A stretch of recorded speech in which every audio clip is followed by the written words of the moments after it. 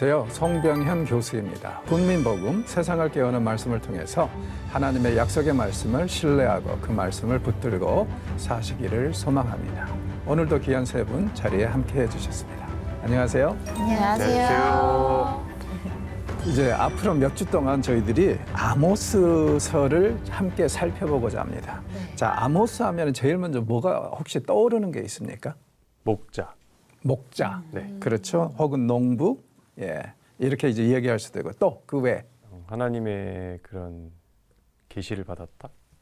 선지자니까 그렇겠죠. 네. 예.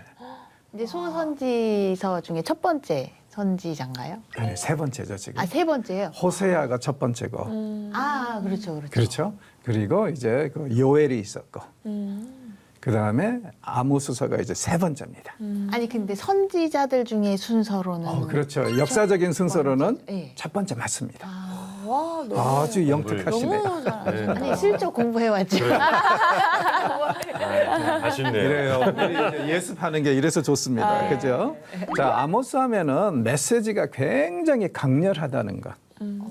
마치 주의 백성들 머리 위에다 숯불을 쌓아놓고 너희들 당장 회개하지 않으면 너희들의 삶을 바꾸지 않으면 말 그대로 하나님의 천벌을 받을 것이다. 이런 아주 굉장히 강력한 메시지로 유명한 사람이에요. 그리고 아모스서를 보면은 진짜 이 메시지가 얼마나 강한지 우리가 이제 나중에 자세하게 보겠지만은 야, 회개하지 않고는 진짜 큰일 나겠다. 이런 생각을 할 수밖에 없어요.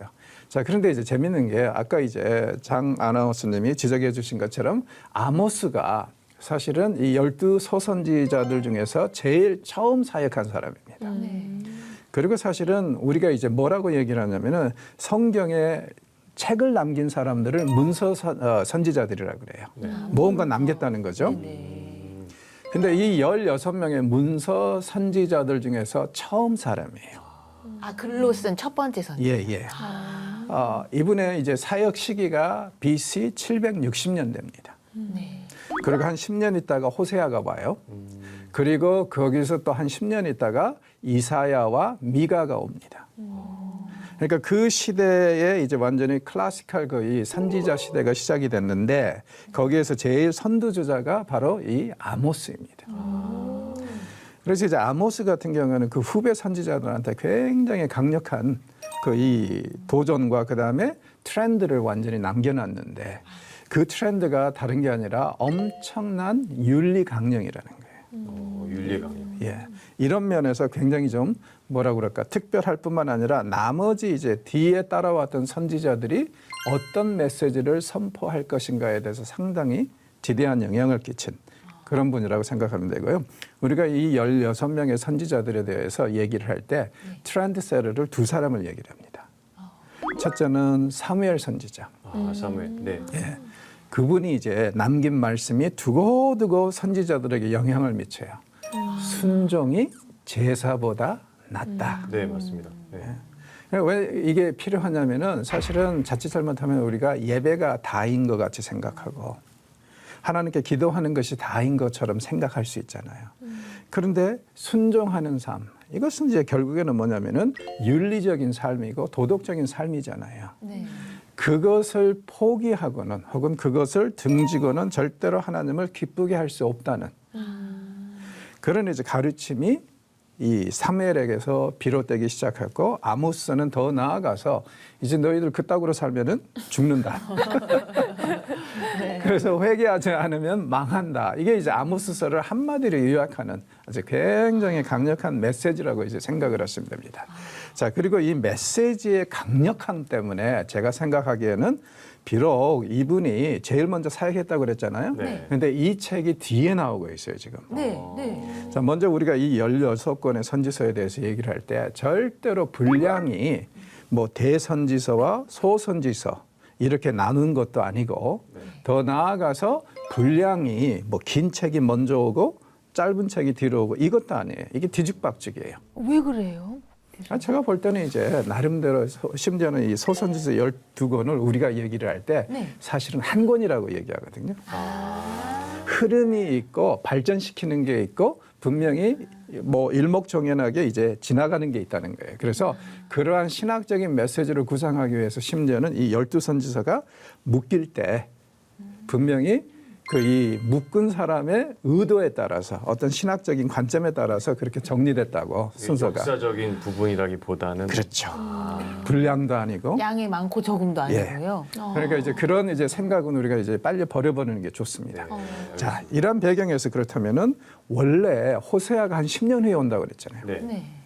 그런데 지금 아모스서 앞을 가고 있어요. 네. 왜? 메시지를 한번 비교를 해보시면 호세아는 우리가 한마디로 요약할 때 뭐라고 했는지 기억나세요? 나는 얘기해 주세요. 절대 너를 포기하지 않겠다. 나는 끝까지 살아간다. 기억나세요? 날려고 해요. 예, 맞아. 이럴 때는 선배도 필요 없어.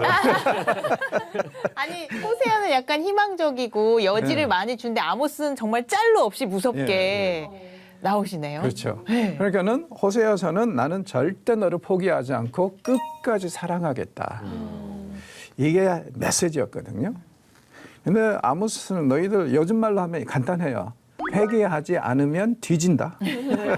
무섭네요. 네. 근데 이제 소선지 12권이 정리가 되면서 지금 전반적인 메시지는 끊임없는 하나님의 사랑이고 포기하지 않는 하나님의 사랑이거든요. 네. 그래서 이제 호세아서에서는 아예 이 사람들하고 이스라엘하고 이혼할 수밖에 없다고 그렇게 이제 말씀을 하시고 고민에 들어가세요. 그런데 이제 12번째 책인 말라기에 가면은 하나님이 선언하시잖아요. 나는 이혼을 미워한다. 그럼 하나님이 이스라엘하고 이혼을 하시겠다는 거예요? 안 하시겠다? 안 하시겠다. 안 하시겠다는 네. 거죠. 그 과정을 그리고 있는 것이 소선지서 12권이라고 생각하시면 돼요. 자, 그런 상황에서 만약에 호세아서보다 역사적인 순서이기 때문에 아모스서가 먼저 오면은 그러면 읽는 사람들이 소선지서 한 권으로 읽는 사람들이 처음에 주눅 들지 않을까요? 그렇죠. 바로바로 떨지 않을까요? 그렇겠네요. 계속 벌 주신다고 하니까. 그러니까 계속 뒤진다고 하니까. 네. 그렇죠? 자, 그래서 호세아서가 먼저 나와서 분위기를 조성해 줍니다. 그래서 나는 절대 너를 포기할 일이 없고 나는 끝까지 너를 사랑할 것이고 그러면서 분위기를 조성한 다음에 아모스서가 딱 나타나서 회개하지 않으면 죽는다. 딱 그렇게 얘기를 하면 이것은 애증이고 그렇죠? 하나님이 정말 그들이 다시 자기에게 돌아오기를 원하시는 심경의 표현이지 네네. 정말 말 그대로 쥐어박아서 죽이겠다는 표현이 아니잖아요. 네, 맞아요. 맞습니다. 그렇죠. 네. 자, 그래서 이제 그런 분위기를 조성하면서 제발 하나님께 돌아오라는 이렇게 따뜻한 하나님께 돌아오라는 그런 이제 메시지를 구상하기 위해서 시대적인 순서 따르지 않고 이렇게 바꿔가고 있습니다. 그러니까 이해가 되네요. 네, 엄마인 네. 제 입장 봐도 네. 먼저 아이한테 엄마가 널 사랑하는데 그렇게 하고 떼야죠. 근데 이거는 혼나야겠다가 낫지 일단 혼내놓고 사랑이라는 단어가 애한테 접수가 안 될 것 같아요. 네. 그러면 안 되죠. 안 되죠. 제 친구들 중에 이 아버지가 목사이신 분이 계셨어요. 근데 이 친구는 아버지한테 엄청나게 상처를 많이 받았어요. 왜냐하면 옛날 우리 목사님들이 목회하느라고 집에 별로 없었잖아요. 그렇죠. 그래가지고는 이제 사모님들이 자꾸 하는 말씀, 애들이 말썽 피우면은 아빠 오면 보자.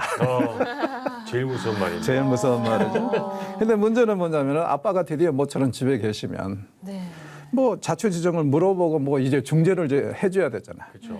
근데 말 그대로 엄마가 아들에 대해서 저놈 좀 혼내주라 그러면은 무조건 데리고 나서 정말 말 그대로 비에서 땀 나도록 패고 네. 그 다음에 그래서 너 뭐 잘못했어 이렇게 물어보니까 이런 것 때문에 아주 엄청나게 상처가 많아요. 근데 사실은 자초지종을 좀 들어보고 그리고 설령 혼을 내줘야 한다 할지라도 나가 너를 사랑하는데 네가 지금 하는 행동이 그렇지는 않으니까 좀 징계 좀 받자 이렇게 가야 되잖아요.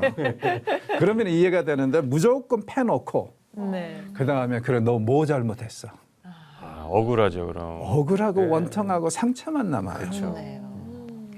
그래서 이제 그런 케이스를 이 바꾸기 위해서 그런 일이 없도록 예방하기 위해서 이 호세아서가 먼저 나오면서 아주 애절하게 사랑을 고백하고 네. 그 다음에 이제 아모스서가 나와서 너희들 삶을 바꾸지 않으면 죽는다. 이게 이제 완전히 그냥 그렇게 완화된 상황에서 애증이고 사랑에서 하시는 말씀이라는 것을 깨닫게 되는 그런 이제 근거죠. 자, 아모스. 이 사람을 이제 우리가 이렇게 얘기할 수 있을 것 같아요. 여호와의 짐을 진 자. 왜냐면은 이제 이름이 그 여호와께서 보존하는 자라는 뜻인데, 예, 아모스가 엄청난 짐을 진 사람이에요, 사실. 얼마나 짐을 졌냐면 이 사람이 남한국 사람인데 북한국에 가서 하나님의 말씀을 증언하는데 북한국 사람들은 이때 완전히 종교적인 복합주의에 빠져 있었거든요. 네네. 그러니까 여호와의 말씀이라고 해도 잘 들을 리가 없죠. 그렇죠. 그래서 결국엔 어떻게 보면은 이 아모스가 북한국에 가서 쓸쓸하게 메시지 전하고 요즘 말로 하면은 실패한 결과를 가지고 집으로 돌아옵니다.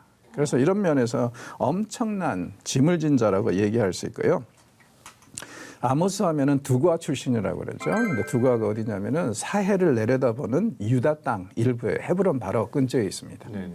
근데 이 사람이 사마리아까지 올라가서 메시지를 전하는데 한 200km 돼요. 그러니까 그 당시는 특별히 아주 만만치 않은 거리죠. 200km 정도 되면 한 거의 한 4, 5일 이상 가야 되는데 네. 그 길을 가서 거기서 메시지 전하고 다시 돌아와요. 자, 왜 그래서 아모스가 중요하냐면은 제 생각에는 인류 최초의 단기 선교사예요. 아, 단기 선교사. 아, 그럼 왔다 갔다 한 거예요, 계속요? 근데 한 번 갔다가 왔어요. 짧게. 예, 그래서 이제 학자들의 견해에 따라서 좀 다른데 어떤 사람들은 짧게 보는 사람들이 2주 갔다 왔다.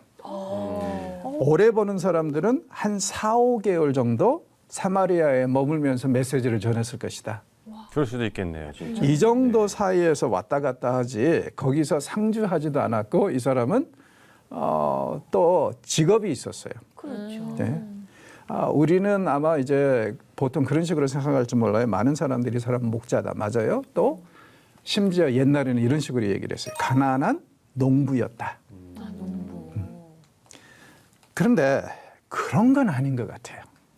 여기는 중류층 사업가라고 써 있네요, 교수님. 왜냐하면 네. 한두 가지만 봐도 이 사람은 절대 가난한 농부가 아닙니다. 첫째, 국제 이 상황에 대해서 정치 무대에 대해서 아주 빠삭한 사람이에요. 가나안 지역의 농부가 이런 국제 정세에 대해서 아주 빠삭하게 알기에는 좀 그렇잖아요. 그때는 스마트폰도 없었어요. 그러니까요. 인터넷도 없었고. 네. 둘째로 이 사람은 굉장한 달변가의 달필가입니다.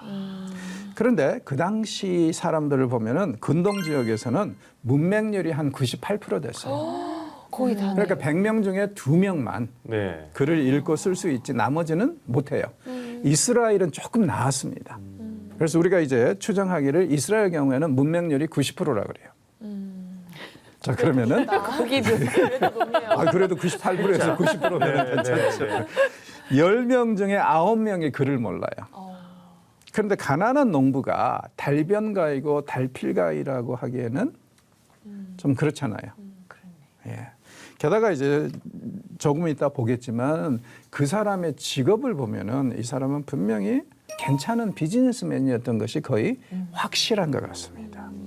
그래서 오늘날로 말하면은 중소기업 사장님이 잠시 하나님의 소명을 받아서 단기 선교 가서 몇 주 사역하고 다시 돌아와서 책을 정리한 것이 아모스서다. 그러면 자비량 선교사 아모스 사장님이시군요. 그렇죠. 네. 표현을 참 잘하시는데요. 자, 우리가 이미 만난 사람들 중에서 또 어떻게 보면은 평신도 선교사라고 할 수 있는 사람이 있었죠. 네. 누구였죠? 일 중에서 다니엘. 그래요? 그런가요? 아니, 다니엘은 정치인이잖아요. 그렇죠. 네. 본업이 정치인이고 자기가 이제 가끔가다 하나님의 비전도 보고 또 말씀도 받고 해가지고 정리한 책이 그거니까. 그러니까 이 사람은 평신도 사역자, 선교사. 그리고 아모스도 그렇게 보는 것이 좋을 것 같습니다. 네. 그래서 우리는 이제 이 평신도들도 사역해야 되고 또 선교해야 된다는 그런 사명감을 이 두 사람들에게서 또 받으면 좋을 것 같습니다. 자, 두고와와 사마리아의 위치. 서로 많이 떨어져 있죠. 남쪽에 지금 헤브론 바로 위에가 두고아인데 여기서는 이제 사해가 지대로 보여요. 밑으로 내려다 보니까. 네. 그리고 이제 사마리아까지는 한 200km 정도 갔다. 그리고 이제 아모스는 자기 직업을 녹괴드라는 말로 표현을 하는데 녹괴드라는 말, 그러니까 자기 직업을 얘기할 때 세 가지를 얘기하는데 이건 목자라는 뜻이에요. 네. 그런데 어떤 목자냐면은 여기 나오는 그 양들처럼 몸집이 작은 짐승떼를 관리하는 목자. 자, 그리고 이제 또 자기는 목자라고 하면서 다른 단어를 또 써요.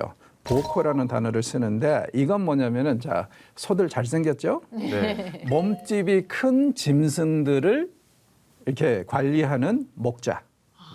우리말에는 목자라는 단어 한 단어밖에 없는데 그렇죠. 지금 히브리어로는 이 두 개를 구분하면서 이 양을 치기도 하고 양떼를 그다음에 소떼를 치기도 하는 사람. 그럼 부자일 수도 있겠는데요. 그렇죠. 소떼를 네. 가지고 있고 게다가 이제 결정적인 것이 이제 볼레스라는 거 이것이 이제 어떤 식으로 표현이 되어 있냐면 우리 성경에는 뽕나무 재배자, 농부 여기서 이제 농부라는 말이 나오는 거예요. 그런데 우리가 생각하는 그 뽕이 이 뽕이 아닙니다. 아니에요. 예, 아니에요. 네. 자, 이 나무를 보시면은 이런 걸 이제 우리가 사실은 다른 말로 표현하는 게 좋아요. 돌무화과. 돌무화과. 아, 무화과요. 예. 돌무화과 나무 이게 한 15m까지 보통 자란다 그러는데 우리가 말하는 뽕나무는 어디 나오는 거예요? 그건 달라요 전혀 네. 종이. 그리고 왜 이게 돌무화과라고 표현이 되냐면은 열매들을 모아보세요. 무화과 같이 생겼죠. 네. 네. 예. 그리고 이게 익으면은 이렇게 돼요. 그래서 원래 이제 이 돌무화과는 어디에 쓰냐면 주로 짐승들 먹이는 사료로 씁니다. 아, 그래요. 그리고 이제 가난한 사람들이 무화과가 먹고 싶은데 네. 잘 못 먹겠다. 그러면 이제 어떻게 하냐면 이게 익기 한 2, 3일 전에 몸에다가 스크라치를 내요. 칼이나 이런 걸로. 아. 그러면 그 스크라치로 인해서 과일 전체가 달아줍니다. 어머. 그래서 이제 가난한 자들의 과일이라고 불리기도 하고 가난한 자들의 여름 과일이라고 불리기도 하고 그러는데 나무 사이즈가 굉장히 커요. 엄청 커요. 그리고 이제 오늘날에는 여러분들이 이걸 어디서 접할 수 있냐면은 동물의 왕국이나 이럴 때 볼 때 원숭이들이나 뭐 짐승들이 나무 위에 올라가서 무화과 같은 거 막 따먹고 네네. 그게 바로 이겁니다. 아, 그렇구나. 자, 그런데 이제 이 돌무화과 그리고 이제 사실 우리말 성경에 조금 좀 바뀌는 게 좋을 것들이 몇 가지 있긴 있는데 그 중에 하나가 저거예요. 살구나무. 살구나무. 예레미야에게 비전을 보여주시면서 예레미야 네가 뭘 보느냐 그랬을 때 살구나무를 봅니다. 그랬더니 잘 보아도 내가 이 백성을 심판하리라 그렇게 이제 말씀하시는 게 사실은 히브리어로는 언어를 구상하고 있어요. 네가 무엇을 보느냐 샤케드를 봅니다. 소리가 샤케드라고 나는데 그렇느냐 내가 그러면 쇼케드 하리라. 그런데 거기서 문제가 뭐냐면은 이 살구나무가 정확한 표현이 아니에요. 아, 그러면 어떤? 이제는 바꿔야 돼요. 아몬드 나무입니다. 아몬드요? 예. 전혀 다른 거네요. 아마도 제 생각에는 옛날에 한국에 아몬드가 수입이 안 돼 있을 때 네. 그때 아몬드 씨앗이 살구같이 생겼잖아요. 그래서 그렇게 한 것 아유, 같은데. 재밌네요. 근데 이제 우리는 알몬드라는 말을 이제 일상에서 쓰잖아요. 그렇죠. 그러니까 이제 그걸 바꿔도 될 것 같은데 하여튼 모르겠습니다. 그건 뭐 이 번역가들이 알아서 할 일이고. 자, 왜 이 무화과, 돌무화과가 중요하냐면은 자, 위치를 보시면은 돌무화과는 고산지대에서는 재배할 수가 없어요. 근데 지금 이 두고아가 좀 고산지대거든요. 네. 높아요. 그래서 이제 이게 이 요단 계곡이나 아니면은 저기 팔레스타인 쪽으로 네. 산 밑으로 내려가 가지고 거기서 농장으로 재배를 했어요. 당시에 그 짐승들에게 사료를 쓰려고. 네. 자, 그러면은 지금 최소한 두고아에서 거기까지는 하루길입니다. 산을 넘어갔다 또 와야 되니까. 네. 그러면 생각해 보세요. 우리가 보통 논밭을 가지고 있을 때 네. 하루길에 두지는 않잖아요. 그렇죠. 집 가까운 데서 둬야 네, 돼요. 네, 네. 네. 그런데 지금 만약에 아모스가 이렇게 먼 곳에다가 이 돌무화과 농장을 두고 네. 그리고 가끔가다 자기는 가겠지만 또 거기를 관리하는 사람들을 둘 정도면은 부자. 이 사람은 아유, 그렇죠. 일꾼 부자죠. 두고 지주네요. 그럼요. 그래서 이제 이 세 가지 큰 몸집을 가진 짐승 관리하는 목자, 둘째 작은 몸집을 가지고 있는 짐승들을 관리하는 목자, 그리고 셋째 돌 모아가를 관리하는 농부. 종합해 보면은 오늘날로 말하면은 중소기업 사장. 그렇죠. 사업체도 세 가지나 갖고 있고요. 그렇죠. 그러니까는 이 사람이 달변가이고 달필가라는 거, 그리고 국제 정세에 굉장히 빠삭하다는 거, 이런 것들을 종합해 보면은 절대 옛날에 우리가 생각했던 것처럼 그런 가난한 농부는 아니었던 것 같습니다. 확실한 것 같습니다. 네. 확실한 부자. 그런데 이제 이 아모스는 또 이런 말을 해요. 나는 선지자도 아니고 선지자의 아들도 아니고 그냥 목자고 이 뽕나무 재배하는 자다. 이런 식으로 얘기를 하거든요. 여기서 이제 이슈가 되는 것은 뭐냐면은 나는 선지자도 아니고 선지자의 아들도 아니다. 그럼 이게 뭐냐? 간단합니다. 선지자가 아니다. 무슨 뜻이에요? 오늘날로 말하면은 선지 동산에 간 적도 없다. 전문적으로 선지자 훈련을 받은 적이 없다는 거예요. 평신도. 그렇죠. 네. 그리고 선지자의 아들도 아니다. 직업으로 선지자 역할을 하는 것도 아니다. 나는 비즈니스맨이다. 그러니까 이 두 가지를 또 역시 종합해 보면은 이분은 분명히 단기 선교사, 그리고 평신도 사역자, 비즈니스맨 이런 거지. 다른 건 없는 것 같습니다. 그래서 인류 최초의 단기 선교사 맞는 것 같아요. 자, 아모스가 활동한 시기를 보면은 우시야, 남왕국은 우시야 왕이 통치하던 시대, 북왕국은 여로보암 2세가 통치하던 시대인데 우시야 왕은 기억나십니까? 어떤 왕이었는지? 이름에 믿음 생활 잘 하다가 갑자기 괜히 교만해져 가지고 제사장 노릇 하려고 하다가 문둥병으로 죽은 사람이죠. 그래서 이제 용두삼이 용두삼이. 생각나게 하는 그런 사람이라고 얘기할 수 있어요. 자, 이 사람이 한 50년을 통치를 했습니다. 이 유다를. 그리고 북왕국 여로보암 2세도 한 40년을 통치를 했어요. 여로보암은 되게 안 좋은 내용을 많이 기억해요, 제가. 그 사람은 이제 1세고. 아, 그래요? 예, 여기는 이제 2세. 그럼 2세는 1세보다 잘했던 거죠? 조금 더 나았어요. 근데 이 사람도 이제 역시 문제는 많은데 조금 더 나았는데 40년 동안 통치를 했어요. 그러면은 유다는 50년, 이스라엘은 북이스라엘은 40년 정치적으로 안정이 됐어. 어떤 일이 벌어졌을까요? 서로 잘 지냈겠죠. 서로 싸우지도 않을 뿐만 아니라 더 나아가서 정치가 안정이 되면은 경제가 발전할 가능성이 굉장히 많죠. 네. 그렇네요. 그래서 사실은 우리가 이제 아모스서에서 보겠지만 이때 이들은 경제적인 르네상스를 만납니다. 풍요로웠군요. 굉장히 풍요로운 시대를 살아요. 네.